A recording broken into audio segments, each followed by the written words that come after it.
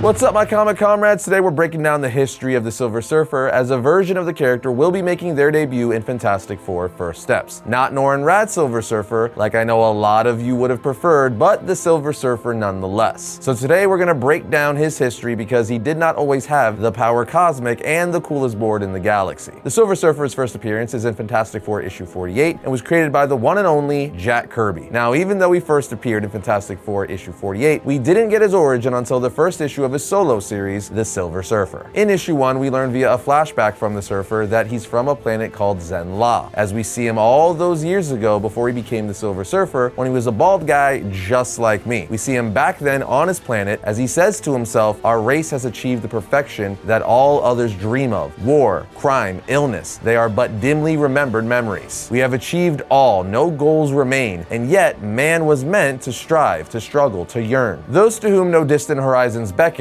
for whom no challenges remain. Though they have inherited a universe, they possess only empty sand. But I will not suffer such a fate. I will not spend a lifetime in idleness, in shallow pursuit of endless pleasure. Though we have achieved nirvana, it was gained for us by those who came before. We have not earned it, therefore it is not truly ours." He continues to say, "My people have lost the spirit of high adventure, the thrill of exploration, the longing to see beyond the veil of knowledge. Even the use of our once proud limbs afford us no pleasure, for so simple an act as walking becomes unnecessary in this age of mobile conveyor belt streets. But all who dwell in this world of ceaseless pleasure seem happy with their lot. Why then am I so troubled? Why is there no peace, no contentment in the breast of Norrin Radd? If only I could have lived in the days of yore, when our race was still young and our galaxy still a-borning." So basically what we learn is that Surfer, before he was the Silver Surfer, came from a planet that had everything. It was pure nirvana, but he wasn't happy with simple pleasures. He wanted adventure, he wanted more. Norrin then goes to a museum on his planet and puts himself in a mental transplantation element that brings him back to the dawn of time, when Zenn-La was still untamed. He says to himself, "Only by studying the past can I learn why the present is to me so totally unendurable." Basically, he keeps feeling this way for a long time, so much so that the love of his life, Shalla-Bal, says to him, "Your heart is still troubled, Norrin Radd." He responds, "It is nothing, Shalla, merely a mood that soon shall pass." She answers, "I am not deceived, my love. Too long have I sensed the hunger gnawing at your breast, a hunger for that which I could never give you. For the prize you crave can nowhere be found unless you journey beyond the farthest star. But what can it be that you seek? There is no treasure in all the universe that cannot be found here in ageless Zenn-La. Look about you, see the wonders of this world of worlds, see the glories which are ours merely for the taking." He replies, "No, Shalla, no, that which is mine for the taking is not worth the taking. Paradise unearned is but a land of shadows. I can no longer bear the sight of my fellow man spending his days in pursuit of endless pleasure. Even our knowledge is unearned. A lifetime's learning is absorbed in a minute by our hypo-powered study cubes." Soon after this, the citizens' alarm sounds for the first time in a millennium, and Norrin then gets a call saying, "Free men of Zenn-La, attend my words. A gigantic spacecraft has entered our galaxy, piercing all nuclear defenses as though they were non-existent. All civilians must be prepared for a possible invasion." Shalla-Bal tells Norrin, "No, it can't be. We have no space fleet, no weapons. We've been at peace for ages. We've forgotten how to fight. A well-trained enemy can destroy us all." Norrin tells her, "Never. We may be unprepared, but if we are a people united, we cannot be conquered." At this point, Zenn-La prepares for war as they deploy something called the Weapon Supreme, a weapon that releases so much energy that even Zenn-La would suffer from its effects. But they had no choice. As a caption says, "Then at the press of a button, the deed was done. None who lived during that momentous day can ever forget what next ensued. It was like a universe in chaos as neighboring planets were instantly hurled from orbit. And though our age-old force field spared Zenn-La from such a deadly fate, in one fell swoop, our home, our land, our world as we knew it had been reduced to smoldering rubble." But then, finding a telescope that was still in operable condition, we soon learned the worst. The threat to the planet still lived, as one of the elders asks, "What manner of being can he be? What is this power of him who can turn rivers and mountains as effortlessly as he spans the galaxies?" The long and short of it is that Norrin Radd then says, "Since we all agree there is no hope, then surely we have nothing to lose. Therefore, I ask you to build me a spaceship so I may seek the invader." That's right, Norrin Radd essentially has himself shot up in a spaceship to meet this invader head on, as this would give him the adventure and purpose he so badly wanted. And when he gets to the invader, he's captured by the invader while saying to himself, "I'm in the grip of a force so all-consuming, so totally alien," as he screams in pain. And then on the next page, of course, we see this invader is none other than Galactus, who says, "Rise, puny creature, rise and face embrace the monumental majesty of Galactus. Do not attempt to speak, it will serve no purpose, since I know why you have come. But your quest is in vain. You cannot save your world from being ravished by Galactus. I seek no wealth, no personal gain, no petty paltry treasure that Zenn-La may possess. Instead, I crave the total energy of your hapless world, energy without which Galactus cannot survive. Norrin then says, Galactus, he whose name is legend throughout 1,000 star clusters. Galactus, he whose race was old beyond time, before our galaxy existed. Galactus, the merciless planet destroyer. Rather 100 invading armadas than the menace of Galactus. No, if you drain our energy, you drain our lives. You dare not slay an entire race. Galactus answers, I have no wish to harm any who exist, but think of this. If your own life depended upon stepping on an anthill, would you not hesitate in order to live? Galactus must have energy, energy that only a healthy planet can provide. If some must fall so that Galactus may endure, it is lamentable. But since time immemorial, it is not always the end to fall. Norrin tells Galactus, but there are other planets, other worlds, where no intelligent life exists. Find a world such as that, do with it what you will, for even ants have a right to life. Galactus responds, alas, I cannot comply. I have not the time to seek such worlds. Had I a herald to probe the universe for me, then many worlds such as this would I spare. But there is no such one, and so I must make my preparations, for the world of Zenn-La is rich in basic energy, and the hunger I feel grows ever stronger. Norrin says, no, you mustn't, you can't, stop, I beg you to hear me out. I have an offer to make. If a herald you desire, then a herald shall I be. Let me probe the heavens, scan the starways, roam the endless cosmos for you. All this will I do if you will but spare my people, spare Zenn-La. Galactus thinks and says, Norrin Radd, consider well what you have offered. He who assumes the mantle of Herald of Galactus shall do so forevermore. Norrin replies, if such be my destiny, willingly do I accept it. My fate is of little consequence if I can save the world that gave me birth. Mighty Galactus, do but spare Zenn-La, and I am ever yours to command. At this moment, Galactus says, your words are spoken, the die is cast. So shall it be. You who have been Norrin Radd shall be so nevermore. Herald, prepare yourself, prepare to be reborn. At the command of Galactus, you have fallen, and now at my command, once again, I bid you rise. As he literally kills Norrin Radd, only to bring him back to life as the Silver Surfer. Galactus then says, your body has been completely encased in a life-preserving silvery substance of my own creation. A substance that will shield you from heat, from cold, and from lack of oxygen. From this moment forth, neither the frigid, marrow-chilling emptiness of airless space, nor the all-consuming inferno of the hottest sun can cause you harm. And now, to transport you through the endless cosmos, I shall provide the perfect vehicle, an indestructible flying board. Yours to control with but a single thought. Now and forevermore, you are my herald. Now and forevermore, you are truly the Silver Surfer. Go then, for the limitless reaches of space are yours. Go and find me a world to assuage my gnawing hunger. The Surfer says, this is what I've dreamed of. This is what I've longed for. A lifetime of endless adventure beckons before me. There must be no regrets, no thoughts of turning back. Worlds without limit now await my coming, and I shall be true to my trust for as long as I live. He then returns to Shalla-Bal, who is scared of him, but he says, do not be alarmed, I am he who was Norrin Radd. She asks, but what has happened? What have they done to you? He tells her, my fate is of little consequence. Suffice it to say, this planet shall not perish. He who commands the globe will soon depart, and Zenn-La shall rise again. She says while holding his face, you sound as though you will no longer be among us. He tells her, that is so, Shalla-Bal. Never shall we meet again. Such is the price I must pay that a world may live. While infinity beckons, I must leave behind my very heart. As she tells him, never has there been, never will there be another such as you. She then says, if you must leave, then let us depart together. Take me with you, Norrin Radd. Without you, there is nothing. He says, say no more. It cannot be. It can never be. Where soars the Silver Surfer, there must he soar alone. And with that, we have the origin of the Silver Surfer, Norrin Radd, Silver Surfer. All right, with origins out of the way, let's get into story arcs and publication history. Obviously, we have to start off with the Galactus Trilogy, which takes place in Fantastic Four issues 48 through 50, written and drawn by Stan Lee and Jack Kirby. As I mentioned at the beginning, the story introduces us to the Silver Surfer and Galactus for the very first time, with Fantastic Four issue 48 being the Silver Surfer's first appearance and also Galactus's first cameo appearance before making his first full appearance in issue 49. Basically how it all breaks down, in issue 48 of the series, Earth comes under the threat of Galactus, as the Silver Surfer has been scouting the cosmos for a planet for Galactus to feed on. Once the Silver Surfer finds Earth, he signals for his master, meaning Galactus is coming to eat. Now, before the Silver Surfer arrives on Earth, the Watcher does what he's not supposed to do and intervenes, helping the Fantastic Four try to shield and hide Earth from Galactus. After Sue Storm tells the Watcher, I thought you weren't supposed to interfere with other worlds. He says, true, true, but the danger is too great this time. The Silver Surfer is on the way. He is the advanced scout for Galactus, who drains entire planets of their elements and then leaves them dry, unable to support life. I could not stand by and see this happen to Earth. That is why I'm trying to conceal your planet from the Silver Surfer. Now, obviously, this doesn't work, and literally right after, the Surfer does indeed find Earth. And then on the last page of the issue, we see Galactus arriving, saying, "My journey is ended. This planet shall sustain me until it has been drained of all elemental life." So speaks Galactus. Now, as we roll into issue 49, Galactus preps to drain Earth of all life. However, the Surfer, who is now on Earth, encounters the Thing's lady friend, Alicia Masters, who begs the Surfer to stop his master. She says, "We all matter, every living being, every bird and beast. This is our world, ours. Perhaps we are not as powerful as your Galactus, but we have hearts, we have souls, we live, breathe, feel. Can't you see that? Are you as blind as I?" Because if you didn't know, Alicia Masters is indeed blind. The Surfer replies, "Never have I heard such words, sensed such courage, or known the strange feeling, this new emotion. There is a word some races use, a word I have never understood until now. At last, I know beauty." Her kindness essentially encourages the Silver Surfer to help the Fantastic Four fight back against his master. So as we roll into issue 50, the Fantastic Four and the Silver Surfer fight Galactus as Reed Richards uses the Ultimate Nullifier against the Devourer of Worlds. If you weren't aware, the Ultimate Nullifier is one of the most powerful weapons in all of the Marvel Universe. It has the ability to completely eliminate any target the user chooses, even Galactus. The Human Torch retrieved it from Galactus' ship via instructions from the Watcher and brought it back to Reed and the rest of the Fantastic Four to use against Galactus. When Reed uses it against the Devourer of Worlds, he says, "The Ultimate Nullifier, in the hands of a human, in the name of the eternal cosmos, put it down. Your feeble mind cannot begin to comprehend its power. You hold the means to destroy a galaxy, to lay waste to a universe." Reed then says, "And should the universe crumble, can Galactus survive?" As Galactus turns to the Watcher and says, "You did this. Only you had the power. Only you had the will. You have given a match to a child who lives in a tinderbox." Long story short, Galactus says, "I grow weary. The prize is not worth the battle. Let the human surrender his weapon, and I shall tarry here no longer." Galactus says, "For the first time since the dawn of memory, my will has been thwarted. But I bear no malice. Emotion is for lesser beings. Yet there is one thing that must be done." As he blasts the Silver Surfer, saying, "You shall be herald to Galactus no longer. I remove your space-time powers. Henceforth, the Silver Surfer shall roam the galaxy no more," trapping the Silver Surfer on Earth for his betrayal. And with that, the story ends, although they gained a new ally in the Silver Surfer. Next up, we have Silver Surfer Parable, a 2-issue miniseries from 1988, also written by Stan the Man Lee. In the 2-issue miniseries, the Devourer of Worlds comes back to Earth, but this time not to drain it of his life to feed him. No, he comes back proclaiming he's to be Earth's savior, Earth's God, saying, "I am Galactus. The moment is mine. The power is mine. The majesty is mine. Too long have you wallowed in war, endured poverty, beset by crime. In return for your homage, I bring you a new era." Galactus essentially promises to do what a god should do, and that is to bring peace and prosperity to his people. He goes on to tell the world, "I have come to set you free, free from guilt, free from the worthless man-made laws. If you would be saved, do what you will, take what you will. There is no wrong, there is no sin. Pleasure is all, so speaks Galactus." Now, obviously, this leads to a lot of different things like mass chaos, cults forming around the worship of Galactus, and overall society collapsing. But once again, we have the Silver Surfer stand up against the Devourer of Worlds, not necessarily with power or brute force, but instead, he tries to rally the humans as a symbol of truth and hope, leading a resistance, so to speak. Throughout the 2 issues, the Surfer basically tells humanity, look,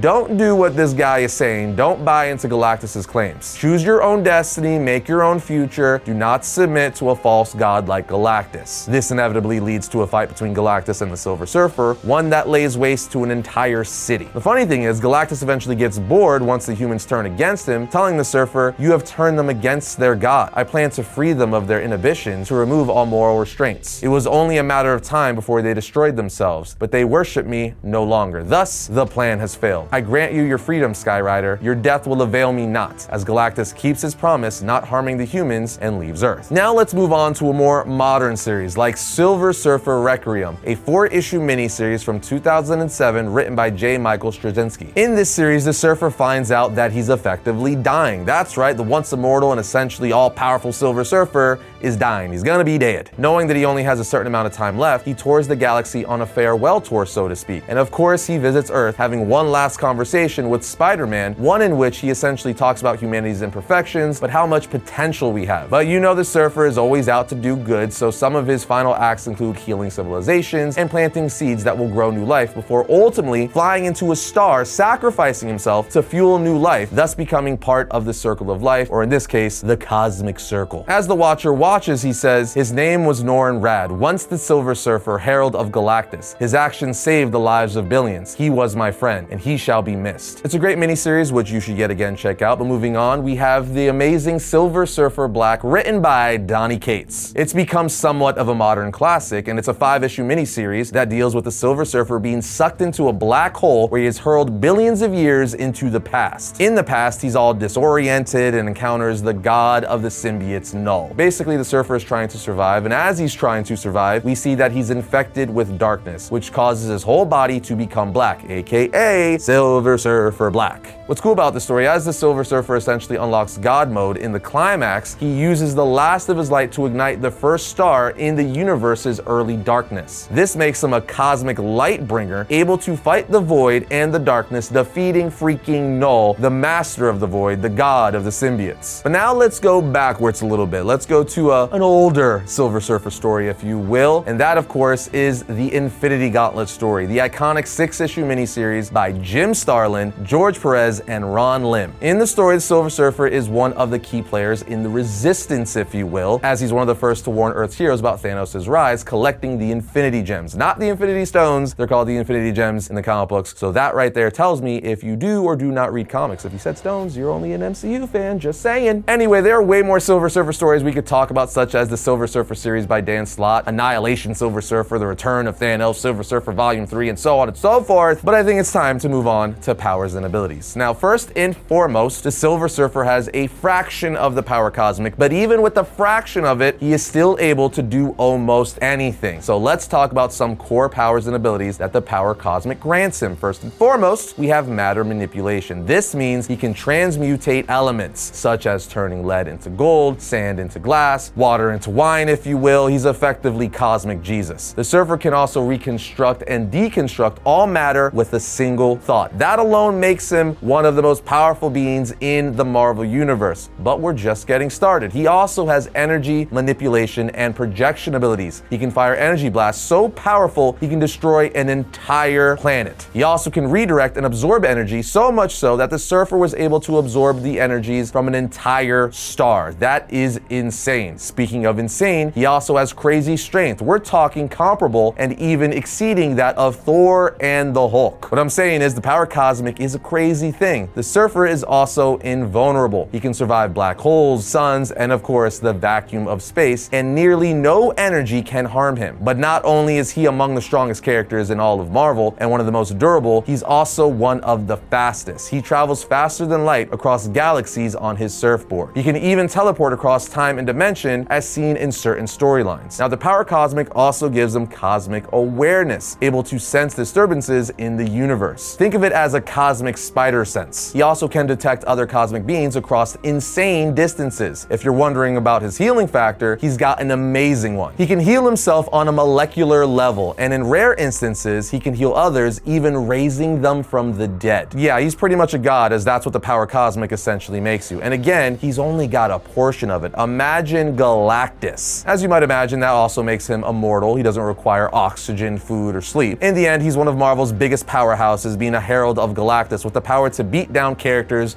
like Thor, Hulk, and so on. He even defeated Thanos without the Infinity Gauntlet. No matter how you slice it, if they do the Silver Surfer justice in the MCU, he, or in the Fantastic Four First Steps case, she will be one of the most powerful characters the universe has introduced. But now it's time to move on to the Silver Surfer's reading recommendations. Check out the Galactus Trilogy in issues 48 through 50 of the Fantastic Four, Silver Surfer Parable, the Infinity Gauntlet story, Silver Surfer Requiem, Dan Slott's Silver Surfer Volume 3, Annihilation from 2006, and Silver Surfer Black. That should be more than enough to get all of you started. But there you have it, friends, the history of the Silver Surfer. I hope this brought you a better understanding of the character for those of you who are not familiar. For those of you who are, I hope this was a nice little summary of his insane history. But with that said, we will see you next time when we talk about all things comics.